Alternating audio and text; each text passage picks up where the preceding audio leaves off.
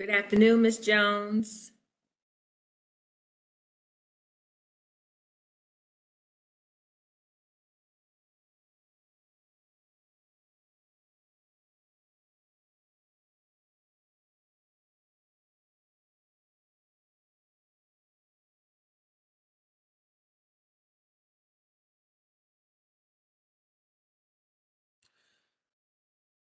Welcome again and good afternoon. I want to take this opportunity to welcome you to Forward Dallas Live. My name is Monique Ward and I'm one of the chief planners of the Planning and Urban Design Department. And on behalf of our department, I want to thank you for taking the time to join us today. Today, you're really in for a treat. We have two very highly knowledgeable and dynamic City of Dallas Assistant Directors that will talk to you about the Dallas's ForwardDallas Comprehensive Land Use Update and the Dallas Housing Policy Update.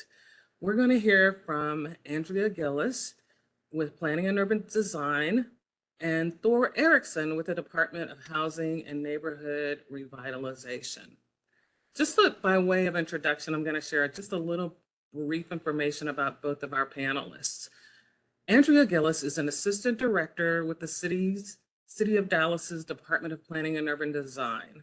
She's responsible for the long-range planning and community engagement programs, zoning code amendments, and urban design initiatives.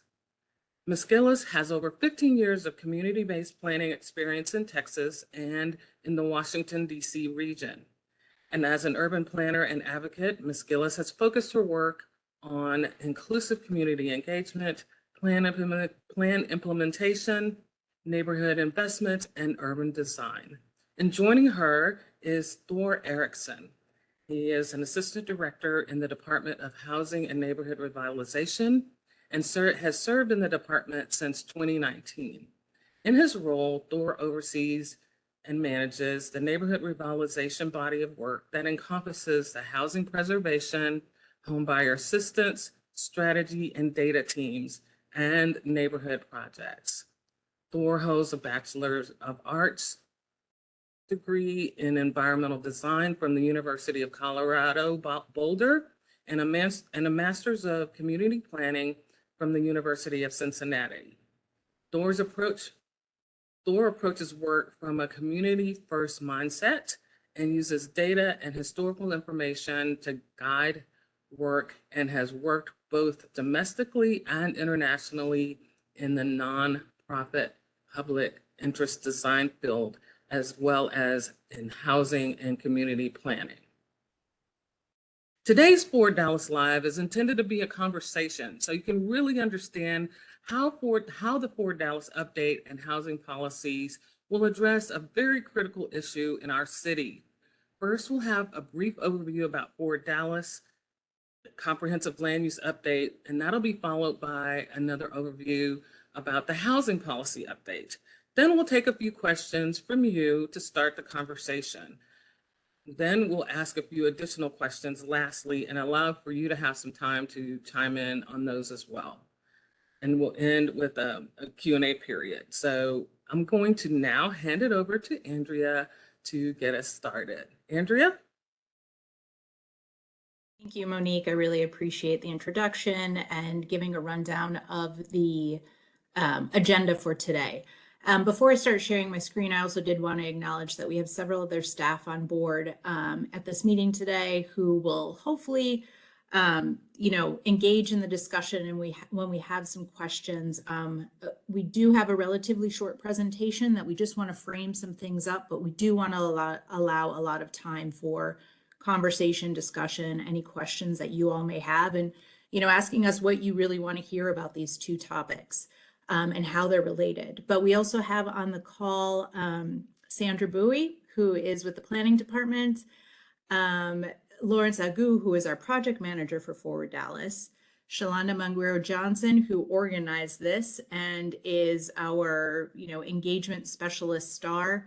And you met Monique Ward as well. And I believe our director, Julia Ryan, is also listening in on the call. So thank you all for being part of this and for the other staff that is with us today. I am going to share my screen. We do have a couple of slides for you that hopefully rather than looking at my face, will provide you some information. I am going to share, hopefully it will work.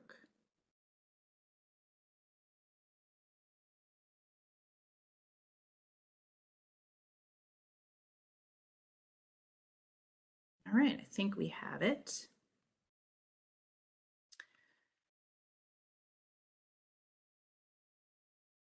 Oh, I did want to mention that we do also have an interpreter on the line for anyone. Si quieren escuchar esta presentación en español, tenemos una persona, un intérprete, que puede escuchar la persona haciendo clic en el globo del lado izquierdo de la pantalla y seleccionando el canal en español. Y también tenemos subtítulos disponibles en inglés u otros idiomas en su elección. Y las instrucciones están ahí en la pantalla si quiere. Just mentioning that we do also have Spanish translation and other options for listening to this or reading this presentation in different languages. So thank you, Monique, for going through the agenda for us. And I'll move right into talking a little bit about, I'm going to be focusing on the land use piece and some of the zoning components that go along with that and how it relates to housing. Why exactly, why did we decide to do this combination or this coordination between, the ForwardDallas land use policies and the housing policy? Well, as we all know that, Dallas is a growing region. The Dallas-Fort Worth area, it's one of the fastest growing regions in the US. We're expected to, by 2045, increase population by 300,000 people. So one of the big questions for us, for planners, for the city is, where do you accommodate that growth? Even if it's, somewhat of a fraction of that, that's a significant number of people. That's a mid-sized city that we need to figure out where we're going to accommodate those people. And it's not just where they work, but it's also where they live and figuring that out within our city. We've also had, through this Forward Dallas process so far, we've been doing a lot of engagement and outreach and talking to folks. And one of the biggest concerns that we keep hearing about is affordability. How can I stay? How can I, remain living in Dallas? I'm concerned about, my mortgage or even finding rent. Gentrification and displacement. We have a lot of changing neighborhoods in the city right now, and we have to figure out solutions for that. A lot of it is market driven, but there are also a lot of things that jurisdictions and municipalities can do. And so we're specifically thinking about, from a land use and zoning and housing perspective, how can we work on some of these issues? And then just practically, these two plans and policy updates are happening at relatively the same amount of time. And we want to make sure that we are having joint and coordinated discussions about what these policy updates include, what they can include, what they still might be missing, and making sure that the community is part of that discussion. Practically speaking, from a land use perspective, I have this map up on the screen. And, people ask oftentimes, why a land use plan? Why a citywide land use plan? And, the colors on the screen on that map represent the areas where we have land use plans adopted for the city. We have a lot of plans, but not all of them have land use components that sort of provide a vision and guidance for future development. So we have a significant portion of the city that doesn't have any land use guidance. So that plays into equity. It plays into, piecemeal development. It plays into, infrastructure funding and making sure that we're providing a level of predictability. So ideally through Forward Dallas, that we're able to fill in the gaps for some of those areas that don't have that land use guidance. And I will say that some of those adopted land use plans were adopted, over a decade ago, and a lot has changed, obviously, since, 2006, when speaking of when plans were adopted and them being older, is we do have a original Forward Dallas plan from 2006. It was an all-encompassing plan, but one of the key components of it was there's an illustration vision, a vision guidance for the entire city, but it didn't reach quite going to an adopted land use plan. we know that after 15 years, it's been 15 years since 2000, actually more than that, it's time for update. We've seen a lot of change. So we asked the question, how and where specifically does Dallas want to grow? We talk a lot about growth, but then we also have to talk about at the same time, where do we want to preserve and maintain? Because there are those areas as well. And partly going back into this joint discussion today, we also have, updating our Forward Dallas land use plan will also bring us in line with a lot of other city policies that have been updated and adopted since 2006. And they have specific recommendations for different land uses. So CCAP, for example, and the racial equity plan, and also there's the mobility plan as well. All of them actually speak to a Forward Dallas update and needing for those plans to accomplish their goals and for them to be implemented. We need to work on some of those, our land use plan, and providing updated guidance for the land use. And one of the key things that we keep hearing as well is really making sure that we are focusing on implementation. And we have, again, as I said, we have a lot of plans throughout the city, but as we're going out through Forward Dallas engagement, we regularly hear that one of the biggest critiques was we're doing all of these plans, but we haven't implemented them. So we do want to make that an area of focus of this plan. I just want to provide a little bit of where we're at in the process. It initially kicked off in fall of 2021. Obviously, we've had a few stops and goes because of COVID and going completely remote, and talking about land use in a remote setting can be very challenging. So we've been doing a lot of engagement, working with different communities in different formats. But where we are today is developing a very preliminary draft land use plan for the community to digest. We've been talking about land use in a citywide plan and sort of this abstract and thinking about vision. I think it's time for us to see what that looks like, what you all have been telling us, and how that gets transitioned or transformed into a future land use plan. So what we'll be coming out with soon is a very preliminary initial draft from the consultants, where we want to take it out and get your input, because we need to ground it, we need to localize it, and we need to think about, are we getting this right? What are we missing? What areas potentially need to be adjusted? So there's going to be a lot of that discussion coming up for the next several months. A lot of iterations of that draft plan. We'll be making that very public. And that's all before we start going through the City Plan Commission and City Council. We also have a committee of the CPC set up to do a really intense review, the Comprehensive Land Use Plan Committee review, and all of those meetings are public. So again, I mentioned this a little bit, but through the engagement that we've heard, there are some emerging themes that we heard time and time again, regardless of the area that we were in the city. And again, these are emerging themes based on the activity in the communities that we've been discussing.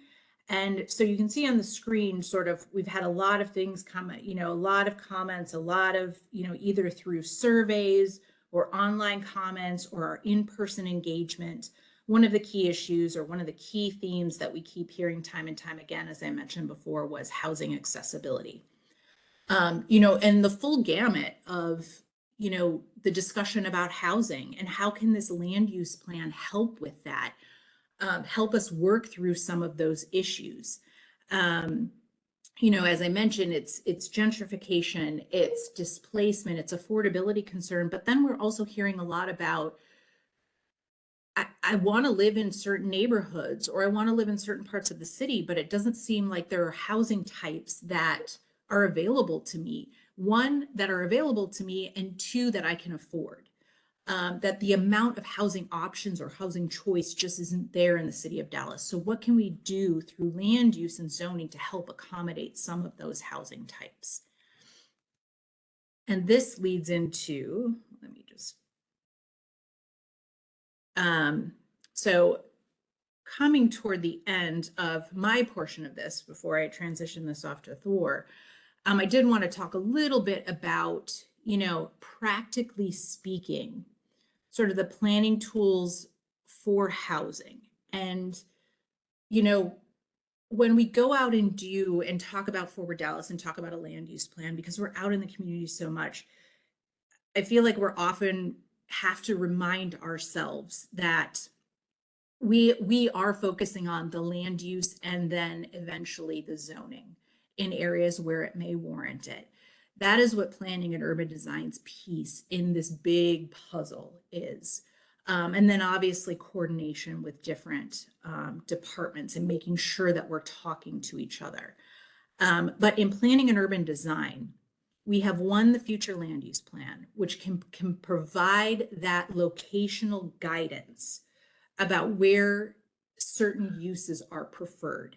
So through our citywide land use plan, we're looking at different place types, which is just a mix of different land uses, different future land uses. And based on what we've heard so far, based on existing adopting plans, based on the 2006 plan, which did outline a vision for the city, we have this first cut at a mix of different uses and where those go, what we need to preserve, where there is area in the city for us to grow. And so we have that map option. And I think it's really important when we think about it from an equitable lens. We also hear a lot about, there's much more housing going in this area than in this area, or much more of this type of housing going here versus there. When we look at it from the citywide perspective, we can look at it through an equitable lens about, is that the case? And doing that analysis to really map where are some areas taking on more than others, or maybe not. And then also making sure that the recommendations, the policy recommendations for housing in the land use plan, the future land use plan, describe certain policy recommendations that one, address equity and where that housing goes, the different types, placement of that housing, and just have those discussions. The other piece of this is we had a discussion early on as staff. And, we can do this grandiose land use plan that has all of these lofty recommendations about, different housing types and where, and thinking about, redevelopment potential. But if we don't have the zoning tools to make that happen, it's just a vision.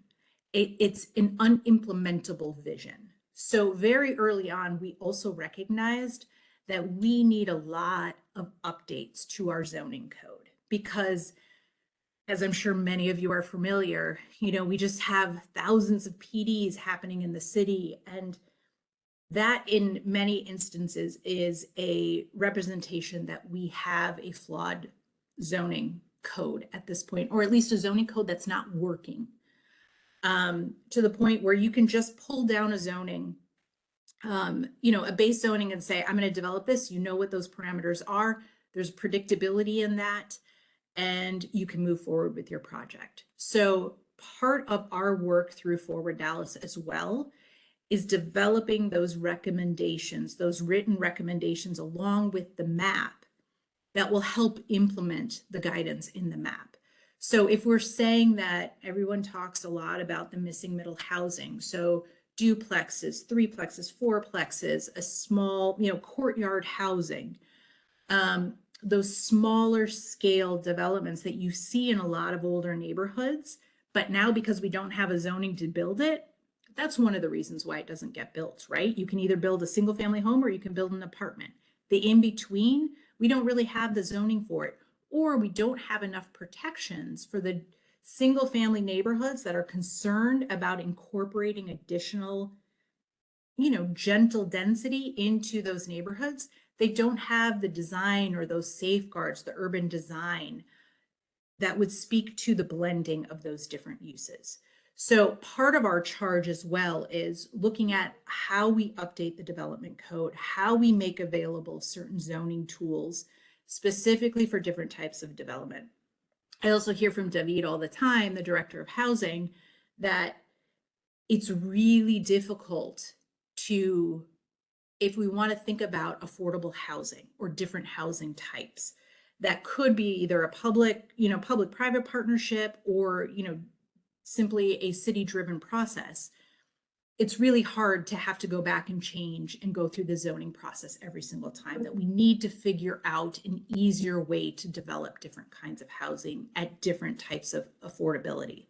So with that, I'm eager to get your questions, but I want to make sure that we have some space for Thor Erickson to talk to us about the housing policy update that the city is undergoing. So Thor, I will pass the baton to you.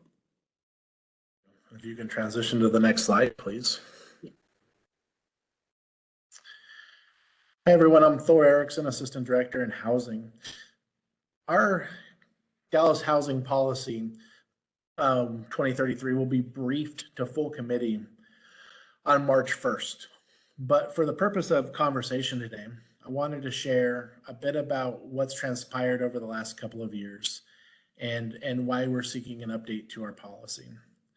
So in 2018, the Comprehensive Housing Policy was created and adopted to address a lot of compliance issues and transparency, to make sure all of our work was in one document and all the rules and regulations were posted. And that's been our guiding document since 2018. Every time we have a new program, we amend it.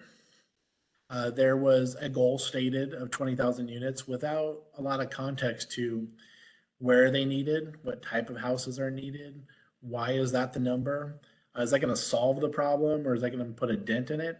And we all know that people are moving to our region faster than other regions in the country, and that we constantly need to produce more housing in order to serve them. And when people have the opportunity to move into a new home, we have some of the homes that are affordable on the market for people. We have a need for a mix of rental opportunities across the city. We have some areas where we have an abundance of rental and not a lot of home ownership opportunities, or places where there's an abundance of home ownership opportunities, not rental. And that all relates back to land use. A lot of our single family zoning allows for one typology of housing unit and not a mixture. And we know that neighborhoods that are vibrant and diverse have a mixture of housing opportunities. Part of working on the comprehensive housing policy was understanding who it benefits and burdens, what programs are available and for whom. And in January 2021, the Housing Committee asked us to do a racial equity audit of our policy to understand what the benefits and burdens were. What were the gaps in the current policy? And in December 2021, those audit findings were produced. And those findings created 11 recommendations, and I'll go through those here in a second. And those were then adopted in April of 2022. At that point, really understanding those recommendations and having community engagement around it, there was quite a bit of information that we needed to not only update the comprehensive housing policy, but create a new housing policy that would be more aligned with our work, with the community engagement process, and with an understanding of how we could work. And what was presented were 7 pillars of housing equity. That was presented to committee in December of 2022 and is the foundation of the new Dallas housing policy, which will be briefed again on March 1st to full council. So I encourage everyone who's really interested in what the full policy will look like to tune in on at that briefing. Next slide, please. This graphic shows what those 11 recommendations all were on the left-hand side. Creating a vision statement, creating a whole city roadmap, creating SMART goals to understand what we're going to do, to prevent displacement, to focus on the entire city, to link this to planning initiatives like ForwardDallas, or the racial equity plan, or the environmental plan, or the economic development plan. So it has to have those linkages. Invest in robust community outreach and engagement. Invest in education to bust myths about what affordable housing or housing is and isn't. Dedicate funding resources to implement this. And then have a strategic use of finances, like from our different financial abilities to implement them in different ways. So that was workshopped through engagement And in the middle in the yellow were the 7 housing pillars. The first one will be having equity strategy target areas.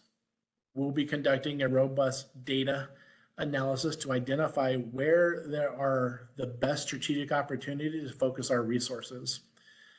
One of the questions in the chat is asking us about producing more homeownership opportunities in some districts where there's an abundance of affordable units. The data and identification of these targets will identify where those type of needs and imbalances exist throughout the city. And we will have community engagement that supports that, as well as data to identify where those targeted areas will be. We'll focus on citywide production. Production has to happen across the city, and where it happens and the type of production will vary based upon the needs across the city. As will citywide preservation. We have to preserve affordable rental units, and we have to preserve home ownership for folks that need home repair or have title issues or want to buy new affordable homes. We have to work to preserve units so that they are available to do those activities. We know all of our work relies on having proper infrastructure, from streets in good conditions to the water and sewer pipes to broadband internet or all the other neighborhood amenities like bike lanes and access to parks and the things that make neighborhoods have to be supported in our work. The housing department can't go it alone. So the collaboration and coordination is about forming strong partnerships with other departments, making sure that we work together, and forming strong partnerships with external partners that will deliver some of the work with us. Because in order to really address housing throughout the city, we need multiple partners that are able to do this work together. The 6th pillar is engagement. This really is about creating that robust community engagement strategy. We currently have a housing policy task force. We got over 600 people on a listserv. They provide really great input. We have really great meetings, but we know we can do even more in engagement. Many of our programs have been developed with community members through both focus groups and community meetings. Some of the programs weren't. They were just created because they needed to exist. But all of our work needs to be more transparent and inclusive of the community, much like the ForwardDallas process of making sure that our work is developed with people in certain places and across the city. The 7th pillar is education. Understanding and impacting what affordable housing is, having a YIMBYism, a yes in my backyard campaign, understanding the history of place and the historical decisions that have happened so that we can address the current conditions of place and build places together that are more inclusive and aware of the displacement factors, gentrification, and to support housing initiatives throughout the city. All of the work that we're doing in terms of bringing this new policy forward just continues our success over the last few years. The comprehensive housing policy has laid a really strong foundation for how we do work.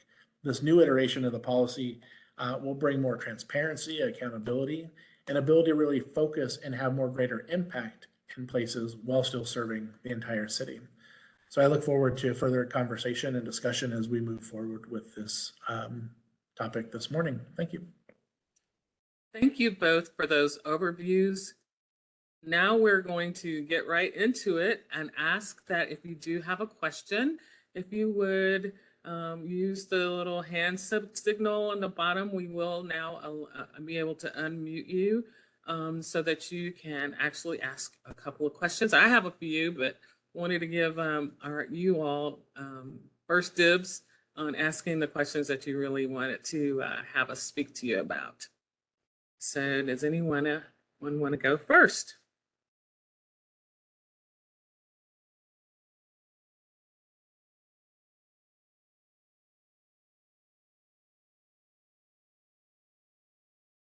Check them out here, see who we have.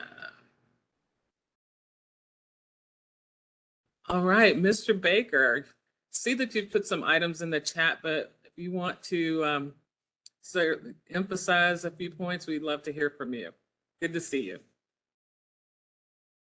Can you unmute? Oh, let's see.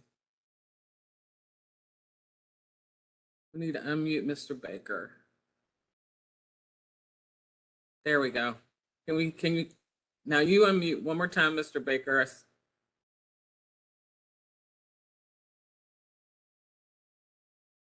see.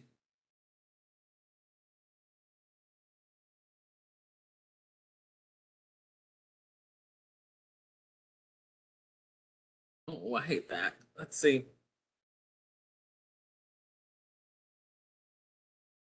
We're going to keep going and come back to you. Paul Carden, do you want to share a question? Hi, Paul. Hello. Yeah, I just had a question. I'm glad you're having this kind of joint meeting between like housing and kind of the planning and talking about the kind of missing middle. Just kind of on a large, on kind of big picture issue.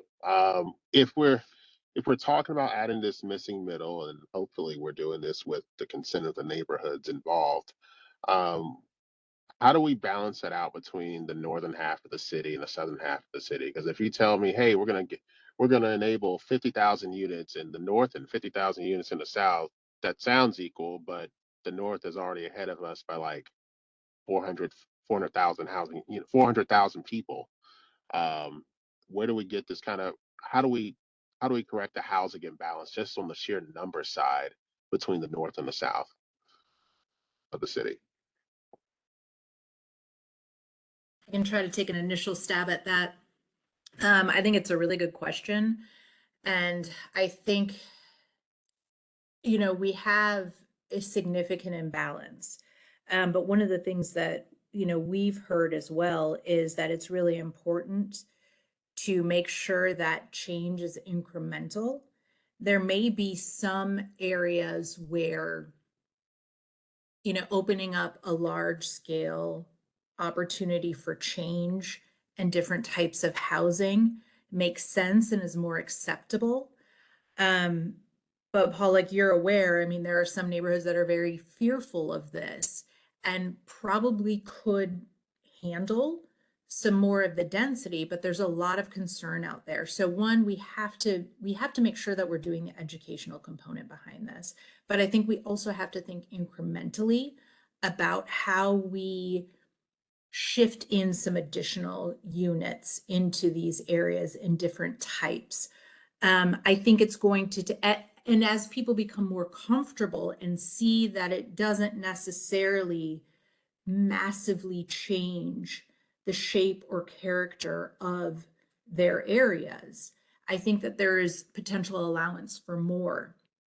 But I think we have to look at it incrementally. But I do think that there are areas where there is opportunity for larger scale change. And we just have to get in front of those discussions, talk with people like you about where that could be, how we do that. I will also say ForwardDallas won't be able to solve all of it.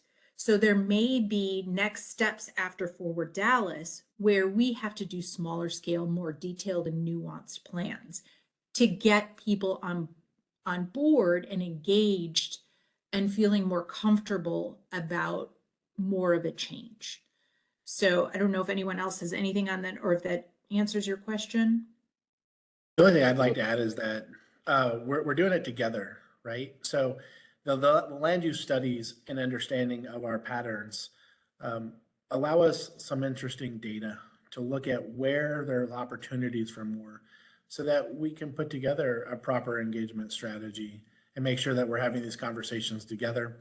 We also look at where infrastructure is needed that needs to support this concept. So it's about just making sure that the different departments and developer partners are working together to achieve what we're set out to do. Thank you both. Mr. Baker, it looks like you might be unmuted now. Oh, I still can't hear you. I'm sorry. You know what? I'm going to have a special tutorial with you offline so we can make sure next time you are fully ready to go. So this is and to Daryl, yes, so this is James McGee.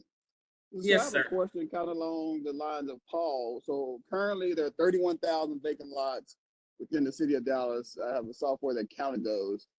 And those, some of those legacy neighborhoods, some of the duplexes, triplexes, fourplexes already may exist right next to that vacant lot. Is there any attempt to try to, just in a sense, we're not changing anything that's not already existing, but just to streamline that process? Because as we know right now, we have to do a zoning change that takes more than 4 months. I guess, let me say, be generous. That's more just to align it with what's already there. And we have big, like I said, we have all those lots that are already currently vacant. Yeah, that would be the intent. There wouldn't be an attempt or an intent to say, for example, if you already have a duplex or if you already have a quad, of rezoning that to something else, say to a single family residential. So no, to remove what's already out there, that would not be the intent. Okay, we have Lori Blair. Lori, you have a question? All right, can you hear me? Yes. I have to teach Daryl how to do that. Okay, my question is in the line of community plans. We have in the statement saying that we have a lot of community plans that need to be updated. We have requests that are for community plan updates that have been sitting, waiting with low priorities for years. And then what comes in is how do we preserve the community? If staff is thinking that because they're old, they don't apply, but the community is saying it's old, but it's still in effect what we want today, and then staff is integrating housing stock that they feel that the city is in need of, how do we blend together the desires of a community that has not been engaged with the plans that are old and the needs of the city? It's a good question. And to clarify, just because it's an old plan doesn't mean that it's not applicable or that it's not relevant, or that's part of the work that we're doing through Forward Dallas, is really to do an analysis of all of the plans that we have, which are a lot. And really we have to do the analysis of, in what areas, how, for example, one of the things that we look at is how many zoning cases have there been, particularly with housing components, as related to this discussion, in a particular area that maybe has been different what the plan has recommended or with what the plan has recommended. So, we look at a lot of different things. So just because a plan is old, it can absolutely still be a relevant plan. If it's still a relevant working plan, that gets incorporated into Forward Dallas. We know that there are a lot of areas that have been waiting for that community plan. And that's one of the big accomplishments that we hope to reach through Forward Dallas, is that everybody, at least in the city, will have a baseline guide for their area, because at least about 50% of the city doesn't have that. And so when zoning cases come in, as you're very well aware, we're not starting from that guidance, that plan guidance. There will be areas, even if they have a plan already that may be older, or they don't have a plan, there will be areas that are going to need a more property by property look, because there's something going on, or there's a lot of zoning inconsistencies, or they just haven't ever really been planned for. Coming out of Forward Dallas, we want to identify those areas in partnership with communities, in partnership with appointed and elected officials, of where we then need to go back in and do a more nuanced, smaller scale plan. Well, can I piggyback on that then and say, from a Forward Dallas perspective, Forward Dallas looks looks at the city in its totality and not on a granular basis. And when you and if you look at Forward Dallas, the plan is there's always been a plan for the north, not a plan for the south. How do you implement Forward Dallas on a more granular level? It's a great question. And I think, we have some active area plans going on right now. We also know that there are areas that just simply need the zoning implementation that hadn't been done. Given, the various plans, they just hadn't been followed up with the zoning changes that would be required to implement the vision for those plans. We need to do that. I would say this, that the city needs both things. It needs this baseline citywide land use plan. Pretty much every major city in the country has one. And then, because as we've seen, we've got less than 50% of the city covered by a land use plan. And how long have we been doing plans, and how many plans do we have on the books? We need that baseline through the citywide plan, but then yes, absolutely, we can identify areas that are going to need a more nuanced approach. Thank you for that. Going to take one more question from our attendees, and then I'm going to chime in because there are a couple of things I want to make sure that we get covered. And then we'll also have an opportunity for you all to ask additional questions. So I see Hexel, you would like to? Yes, thank you. I had a question, and if this becomes the topic that my name always gets associated with, then I will gladly take this association. Question is about parking and parking minimums. And so living in Dallas and being a DFW resident my whole life, I observe that parking structures, massive surface parking lots, are themselves a hindrance in many ways to building housing and the affordability of that housing. Right now I'm living close to Ross, and I see this at the corner of Ross and Greenville. There's a high density residential development, which I'm really excited for because I can clearly see that there's a lot of housing units in it, but it's a classic Dallas donut where you have this massive parking structure hidden in the middle. And I can tell that, I can tell this because I've been observing it from down the street for the last year, that parking structure is still not finished. And it's been taken over a year just on the parking alone.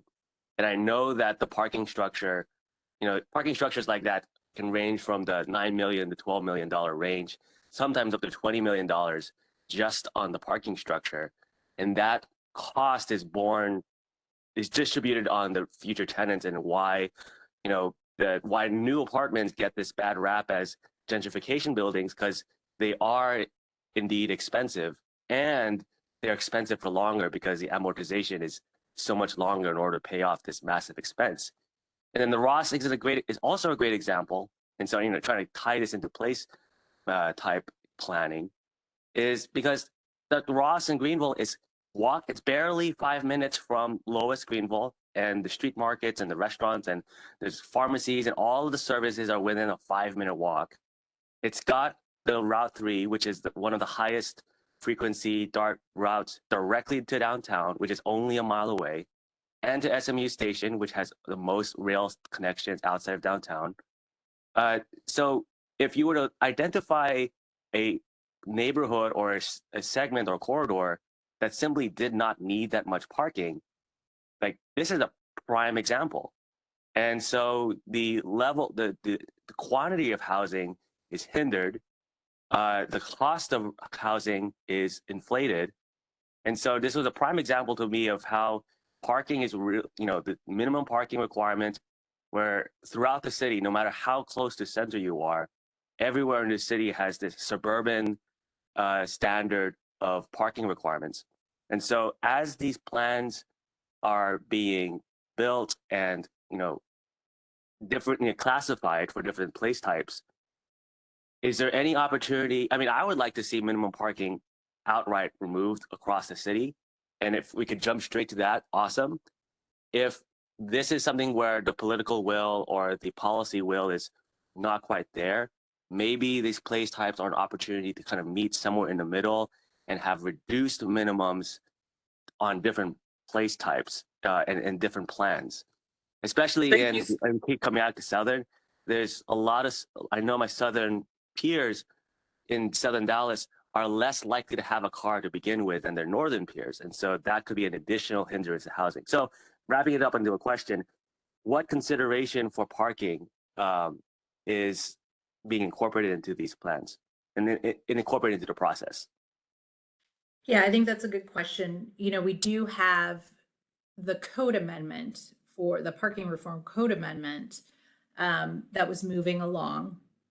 We are gearing up to my counterpart on the zoning side of things. Andrea is, you know, gearing up to bring this back into the fold, the parking reform discussion. I think that it becomes a discussion as we develop these place types. And part of what we're also developing through this future land use plan is, you know, some urban design principles. And, you know, those are interrelated. You know, the urban design and parking and housing and how all of those things fit together are really important components. So I think that there is an opportunity. And again, the benefit as well is we're all now, and all of those things that you mentioned are all under one department, to have staff speaking to each other and coordinating those efforts to making sure that, you know, whatever recommendations in the place type and the land use plan are meshing with code amendments and zoning amendments and or zoning changes that need to occur. So trying to be as seamless about that as possible. Okay, thank you for But that. also recognizing, sorry, Monique, but also recognizing Sure. that is a very hot topic. So, you know, a lot of work needs to go into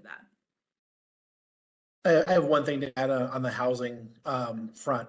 We have a program called the Mixed Income Housing Development Bonus Program. And when developers are seeking parking reductions or a height increase, they can come to us because they're going to be offering some of those on-site units as affordable options. And so we negotiate parking reductions in order to encourage more affordable housing to get to some of your points. So some of our programs already address your exact points, and we'd love to see more of that coming in line with everything that has been laid out here today. Thank you for that. I wanted to note that a number of you are putting information or questions in the chat. We have staff that are answering some of those questions, but if we don't get to all of those, or there are some things that we might need to do a little more research on, we will be taking that information and those questions and following up with you after today, after this event. So I want to chime in and see if I want to make sure we talk about a couple of things. So I want to ask our panelists a couple of questions. One being, you touched on this, but just to emphasize, what's really going to be different about the fact that we're doing these updates? What's different this time? And I just want to allow you to have the opportunity to kind of really emphasize that point. You want to both respond to that? Or I feel like I've been doing a lot of talking. Do you want to kick this one off? You want to go, Thor? Yeah, I'll start with what's different. So our new Dallas housing policy is a continuation of the success we've had in the past 5 years. Understanding that we can address the work more directly. We can address the work through more community engagement. We can address the work through identifying areas where we'll have greater impact, and by leveraging the planning work through all of the other departments that exist in that place and the residents who exist, to develop areas more holistically is the approach. So it's not necessarily saying that what has been done in the past was wrong or a failure, but it's about the evolution of the work. It's about addressing more of our blind spots and about continuing to be inclusive in our work so that we have greater successes all together to build a city of Dallas the way we all want it to be done. Andrea? And I will say I can't emphasize enough that a major focus of ours is on implementation and following up this plan with those necessary action steps that are needed in order to fulfill the recommendations in this plan. And then holding ourselves accountable. You know, providing regular updates that are public, that are available to the community, that are, you know, we're presenting them to CPC, to City Plan Commission, to City Council, about our progress and having discussions about that progress, and making sure that we're following that action plan that we're establishing through this Forward Dallas update, and then being held accountable for it. So I think that is one of the key things, because I think that there is, you know, and I know that the long range vision is sometimes really difficult to wrap your head around, and why it's important. Because people want to see immediate action. And so some of the challenges at this point in Dallas is that because we don't have the best track record with implementation, that seeing the importance of this becomes difficult. But it is really important to lay that foundation and to provide that framework and to provide that extra guidance. But we do need to implement. And so I think that's one of the key differences between some past plans. Okay, and next, I'm sure this is a question that is on everyone's mind and really speaks to a lot of the requests that we receive within both of our departments, and that is, how will the Forward Dallas update and housing policy impact gentrification and displacement in Dallas? Yeah, I'd like to say it's going to impact directly, right? We acknowledge that our cities are ever changing. We acknowledge that there are a lot of people moving to our city and our region, and that when that happens, we see changes throughout any city in the country or world. What we actively need to do is work on anti-displacement policies and address ways to ensure people can continue to live in neighborhoods of their choice. We are forming a partnership with some nonprofits to work on an anti-displacement toolkit that will highlight some of the things that we can do in areas that are more at risk of displacement, and understanding that some people are more at risk than others. People that have lower incomes through their household, or might be renters, or have other vulnerabilities in their life, are more at risk, and we need to understand where they are, who they are, and make sure that we have policies that can address it. That doesn't happen overnight, unfortunately, right? The market forces at play in terms of who controls rents, the cost to develop new housing, the speed at which we do it, the opportunities for all. Takes that all city approach. It takes many of the things that I addressed in how we're approaching work in our new housing policy, or even how we address it now, to address it. But it's one thing that we collectively have to do better at, is understanding the choices people have, or the limited choices people have in housing choice and where they want to live. And through some of that targeted approach that I addressed, we'll be identifying places that have a greater risk so that we can work on policy that can affect that place to address it more directly.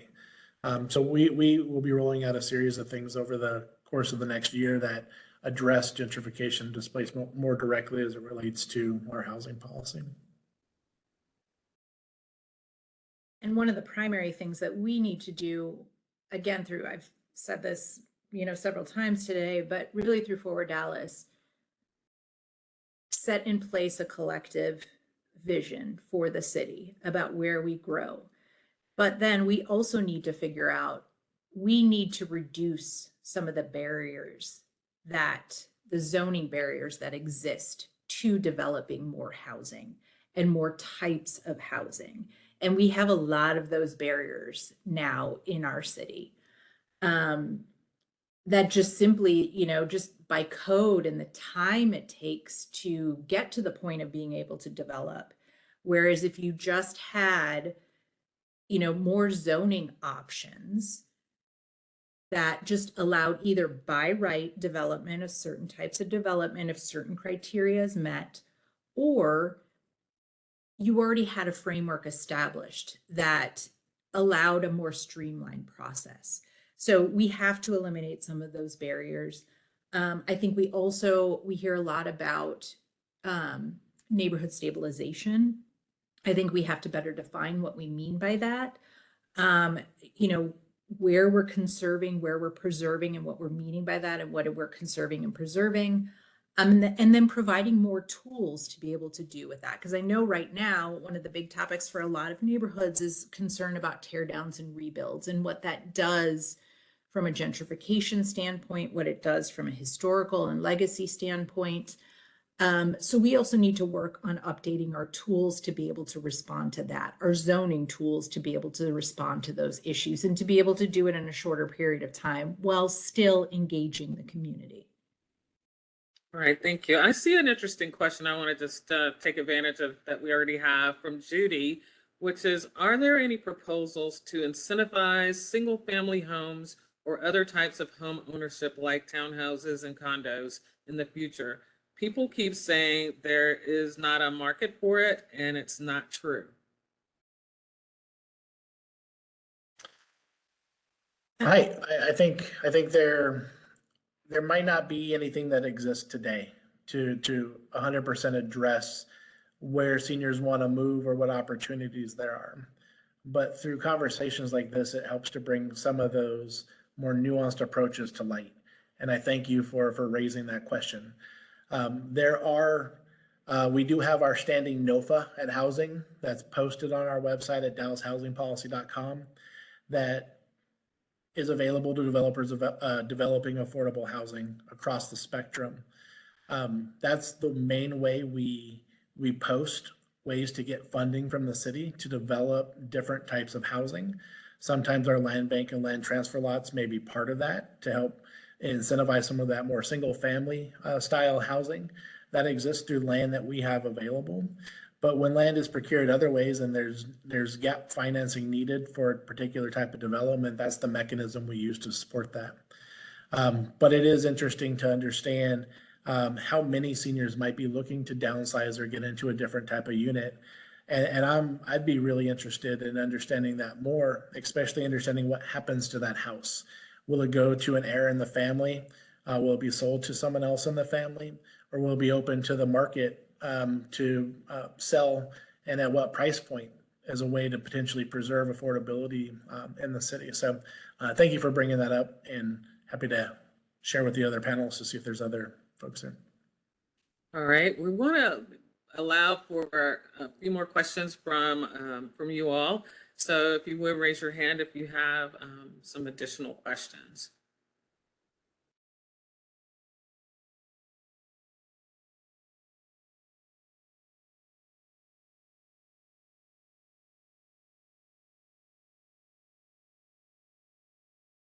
Hi, this is Brian Tony. I wanted to ask, in coordination with perhaps the transportation department and a lot of our major corridors, I think are ample places to look at increasing density. Can you talk about the overlap with that department and the future development of our roads, bike lanes, and walkability? Certainly, we've been working with Public Works, with transportation, because land use and streets and roads and infrastructure are so intrinsically linked, and which is another key reason to have this citywide vision.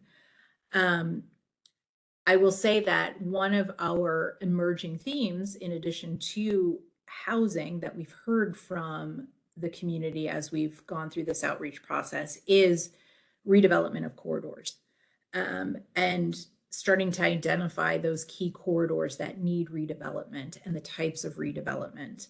And people tend to be more comfortable with redevelopment there, potentially vertical mixed use, which basically just means that, you have some commercial on the bottom and residential on the top.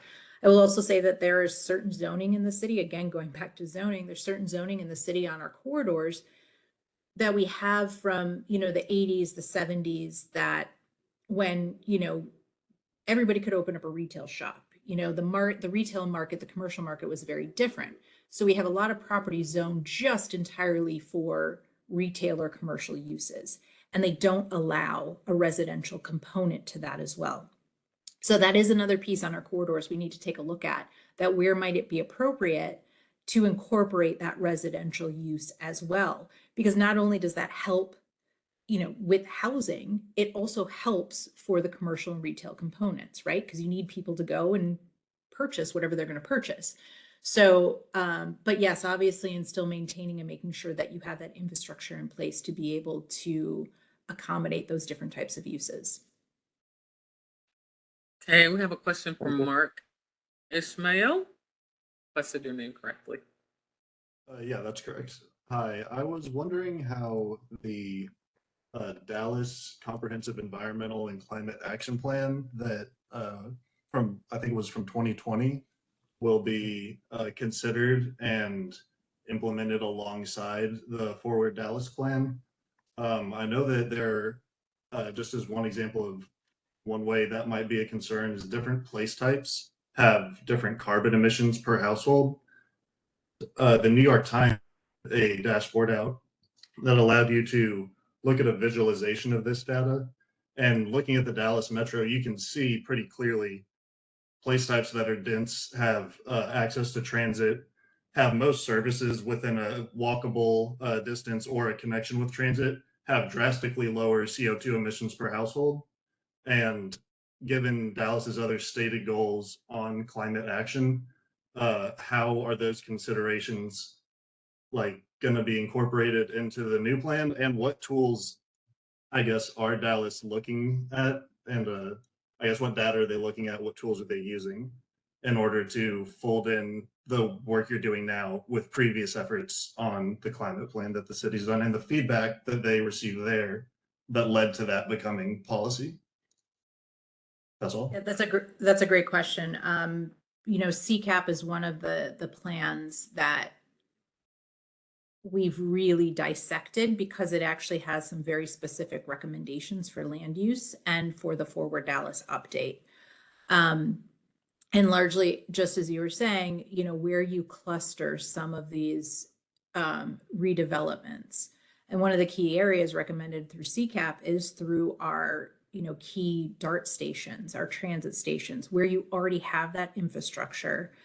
So one of the things that we're looking at, again, going back to these emerging themes that we're hearing about from the community, that's in line with what we're hearing as well, that people have concern that there is a transit-oriented development question, not only just obviously accessing transit if you don't want a car or if you can't afford a car, and then making sure that that housing is close enough to accessing that transit.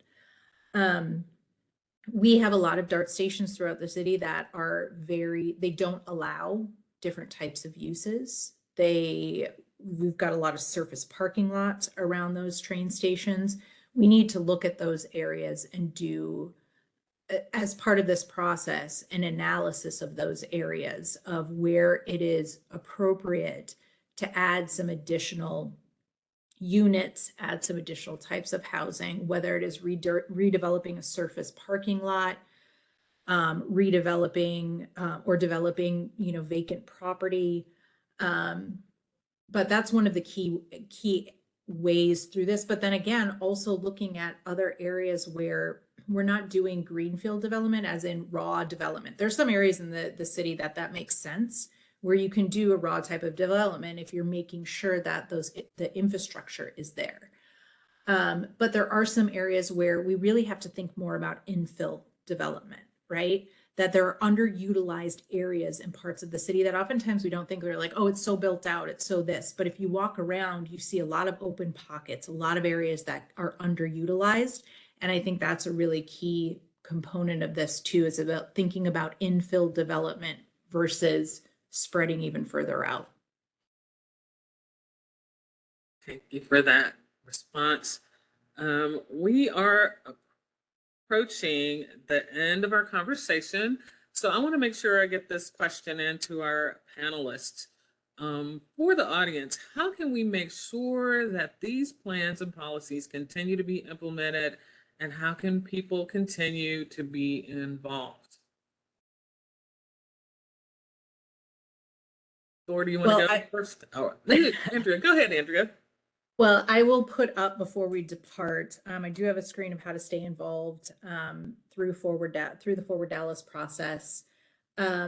I would say, stay engaged with our department, with our staff. We do have some information of how to contact us if you want us to come out and talk to your groups about ForwardDallas. I think in the longer term, part of it is, we just need to build relationships and continue to build, even stronger relationships on the different issues and keep talking. And when things arise, that we have that back and forth discussion. And I think hold us accountable when we're providing updates at, City Plan Commission and City Council, and, join the discussion and hold us accountable. Hi, thank you.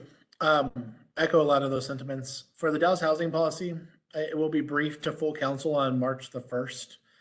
So join that briefing. Ask us questions afterwards if you have them. DallasHousingPolicy.com is our website. If you see a program listed, you have questions, feel free to reach out.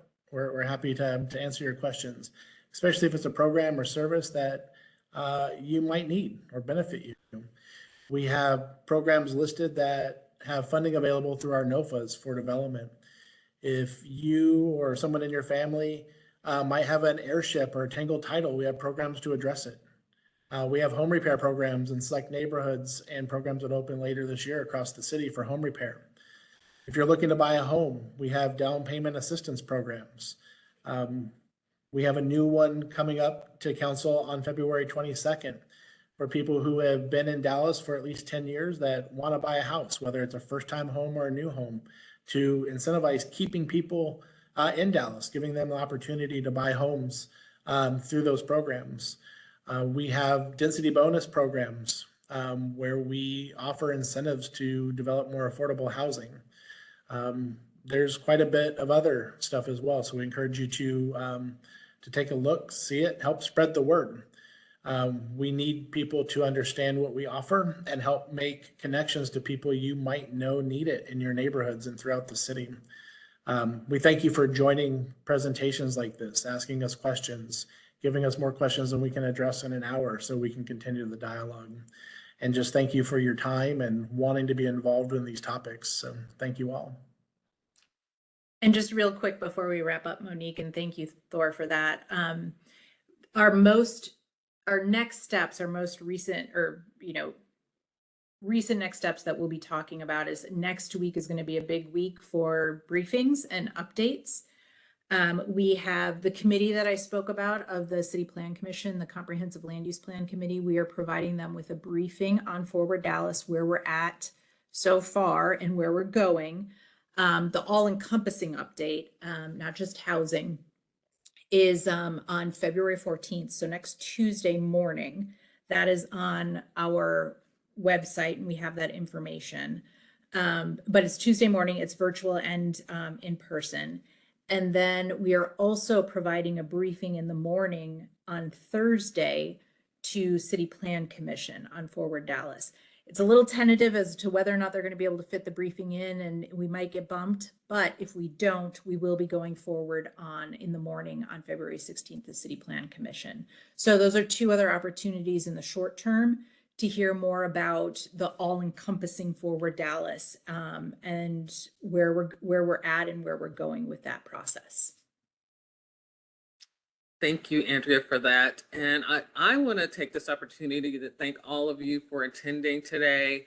I think this was a really informative and constructive dialogue on this topic. And we see this as an ongoing collaboration with you all and with all of our stakeholders to really make sure that our policies and our updates and our programs are actually implemented effectively. So as was mentioned, please stay engaged and informed, and we consider you our partners in this process and all that we do. And I hope that you have a great rest of your Friday, and we look forward to our next time. Have a great afternoon. Thank you all so much.